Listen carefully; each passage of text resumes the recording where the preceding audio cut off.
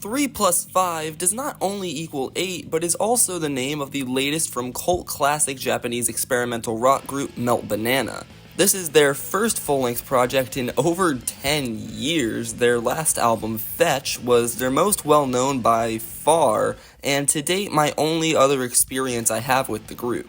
Honestly, I thought that album was just alright. The songs, for as brutal as they were, felt a little slow for the music they were making, and the bizarre, high-pitched vocal delivery made it very grueling to get through, even with its moderate half-hour length.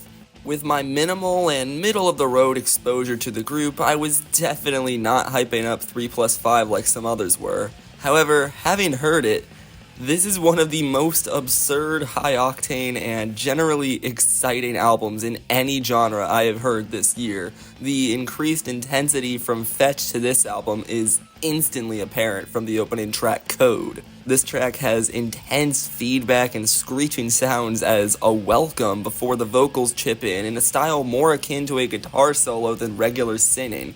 A blisteringly fast guitar then enters before it all comes together in a loud, bright, and fun, noisy rock bliss. There is so much to like about this album. The absolutely absurd guitar tones, such as on Puzzle, where the guitars sound like they used a drill and pitch shifted it constantly, or the high-pitched barrage of guitars heard in the vocal parts of Hex. Stopgap has some of the best guitar playing on the album, constantly changing its course of direction over the length of the track. Other effects are equally enjoyable, such as the colorful synths which play into the brutal guitar and drums surprisingly well on Seeds.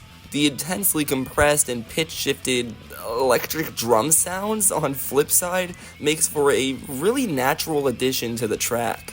Some songs are so intense in such a specific way that they become beautiful. Just look at Case D with the ascending progression played on the immensely fuzzy guitar, all before the track totally breaks down into a glitchy mess just to come back better than ever. The aforementioned Seeds is a fantastic closer and feels so happy compared to the rest of the album.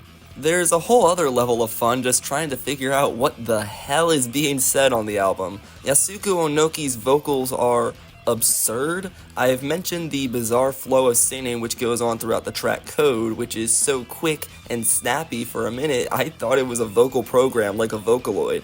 The fact that a real singer is behind this is insane and quite impressive. On Puzzle I hear Onoki belting "See-saw" towards the end of the track. On Case D I hear her shout "Crispy! So crispy!" Onoki's vocal style, which I previously found annoying in my experience with Fetch, fits the sound of 3 plus 5 perfectly. The album goes that much harder, is far more action-packed, and is generally more exciting than Fetch in nearly every way. As a whole, it's shocking to me how many ideas and sounds this band can fit into songs this short. The album feels so complete, filled with more cool shit than the rest of their contemporaries can fit into 40-minute or 50-minute albums. And yet, 24 minutes feels like the perfect length for 3 plus 5. It doesn't overstay its welcome, it lasts just as long as it needs to. It's equally the most intense, yet one of the most fun albums I've heard all year. It's a very difficult album to write about because what I love about it is so obvious when listening that I struggle to put it into words. It's very much a love it or hate it album, where if you're a fan of this kind of music, you will adore it, and if you're not, you will revile it. So 3 plus 5 does not only equal 8, but it is also the score that I am giving this album, and that is all.